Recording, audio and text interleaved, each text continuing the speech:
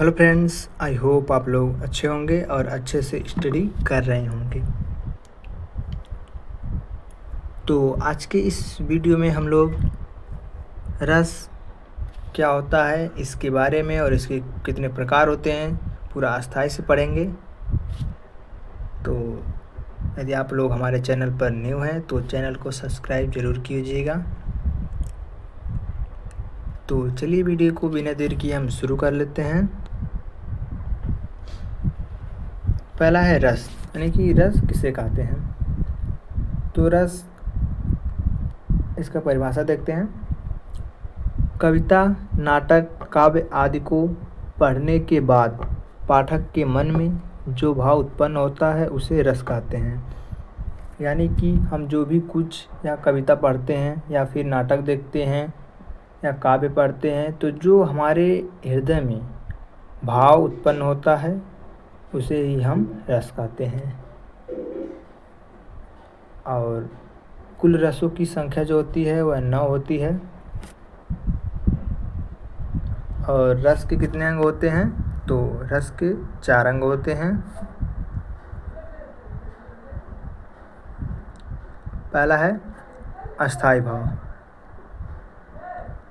पाठक के मन में किसी स्थिति को देखकर जो प्रधान भाव उत्पन्न होता है उसे अस्थाई भाव कहते हैं और इनकी कुल संख्या 9 होती है।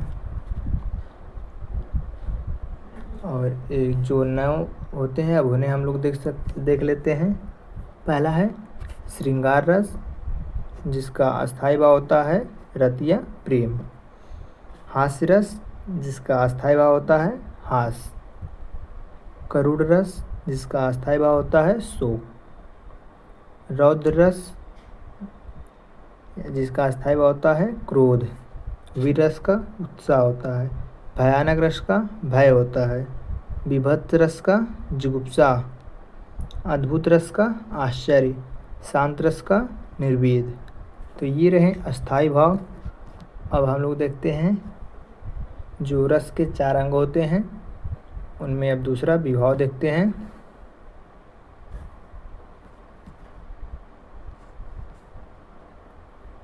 वह भाव जो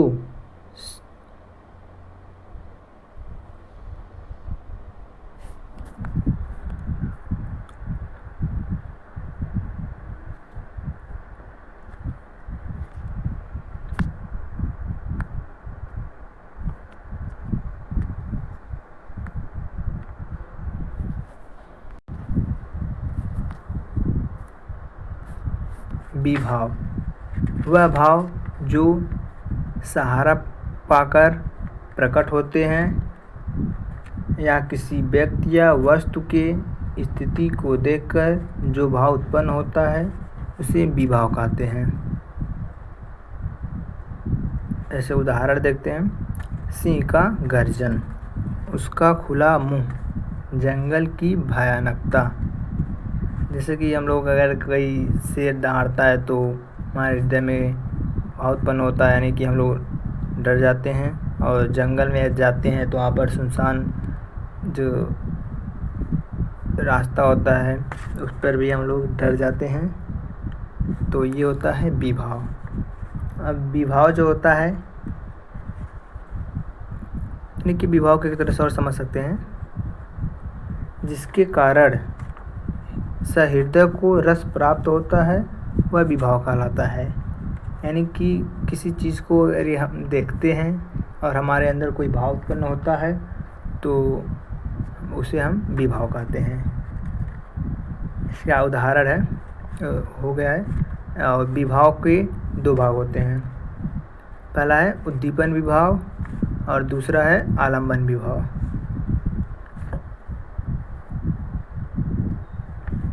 उद्दीपन विभाव, जो अस्थाई भावों को तीव्र करने वाले कारक होते हैं उन्हें उद्दीपन विभाव कहते हैं।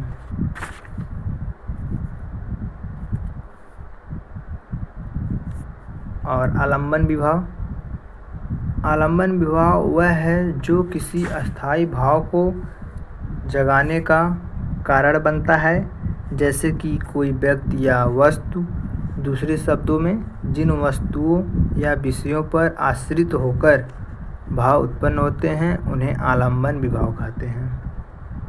उदाहरण के लिए, यदि कोई व्यक्ति किसी सुंदर दृश्य को देखकर प्रसन्न होता है तो वह दृश्य आलम्बन विभाव होता है, क्योंकि यह प्रसन्नता के भाव को जगाने का कारण बन रहा है।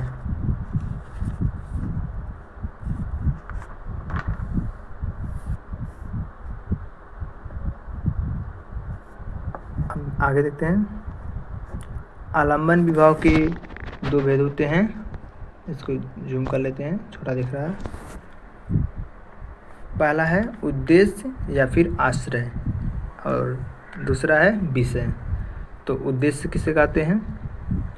जिसके मन में रति आदि भाव उत्पन्न होते हैं उसे आश्रय कहते हैं।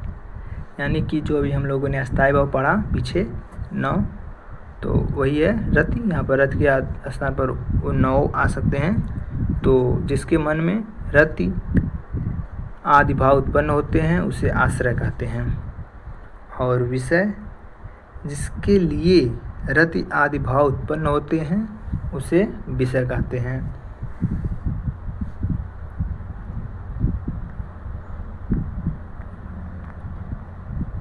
उदाहरण है कि राम राधा को सुनसान जगह पर देखकर चकित रह गया। तो यहाँ पर रस कौन सा होगा? अद्भुत, क्योंकि चकित रह गया। और अस्थायी भाव क्या होगा? अद्भुत का अस्थायी भाव आश्चर्य होता है। और यहाँ पर आश्रय क्या होगा? राम, यानी कि जिसके मन में जो भाव उत्पन्न हुआ वो आश्रय। और विषय किसे देखकर? राधा को देखकर। और उद्दीपन विभाव क्या होगा? कहाँ पर देखकर? सुनसान जगह पर। तो आई होप आप लोगों को समझ आ रहा होगा। और दूसरा उदाहरण देख लेते हैं। चांदनी रात में श्याम ने राधा जी को एक गीत सुनाया। यहाँ पर रस कौन सा होगा? श्रृंगार रस होगा। और रस श्रृंगार का अस्थायी भाव रति होता है। और यहाँ पर आश्रय श्याम होगा और विषय राधा, क्योंकि आश्रय जो होता है जिसके मन में उत्पन्न होता है और विषय जिसे देखकर उत्पन्न होता है। क्या उत्पन्न होता है? जो भाव हमारे हृदय में। और उद्दीपन विभाव क्या है? यहाँ पर चांदनी रात। देखते हैं अनुभाव। वे भाव जो शारीरिक अनुभव के आधार पर उत्पन्न होते हैं उसे अनुभाव कहते हैं। और जो अनुभव होते हैं यह जानबूझकर किए जाते हैं।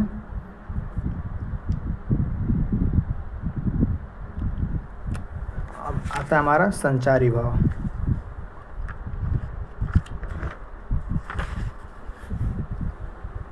वे भाव जो मन में अल्पकाल के लिए आते हैं तथा अस्थायी भाव की सहायता करते हैं उन्हें संचारी भाव कहते हैं।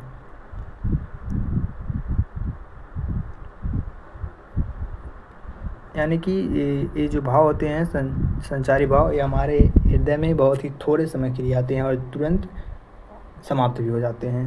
जैसे कि पानी में जैसे बुलबुले उड़ते हैं, कुछ उसी प्रकार से। और ये क्या करते हैं? और ये अस्थायी भाव की सहायता करते हैं। और जो संचारी भाव होते हैं कि जो कुल संख्या है 33 है। और भारत मुनि ने संचारी भाव को पानी के बुलबुले कहा है। तो आई होप आप लोगों को समझ आ रहा होगा। आगे देखते हैं। अब आता है हमारा श्रृंगार रस। जब किसी भाव, विभाव, अनुभाव तथा संचारी भावों के संयोग से रति नामक अस्थायी भाव रस स्वरूप में परिणत होता है या उत्पन्न होता है तो उसे हम श्रृंगार रस कहते हैं।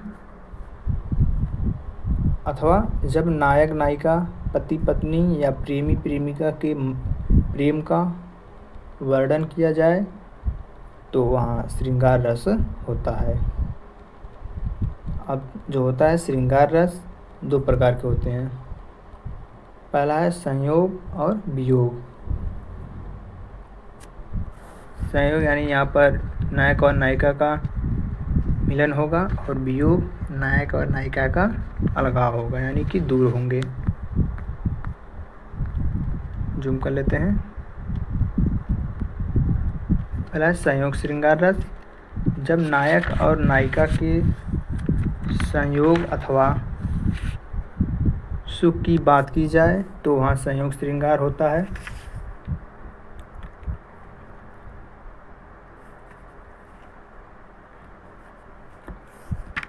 जैसे बतरस लाल की मुरली धरि लुकाए, सौ करे भवन हसै, देन कहे नटि जाए।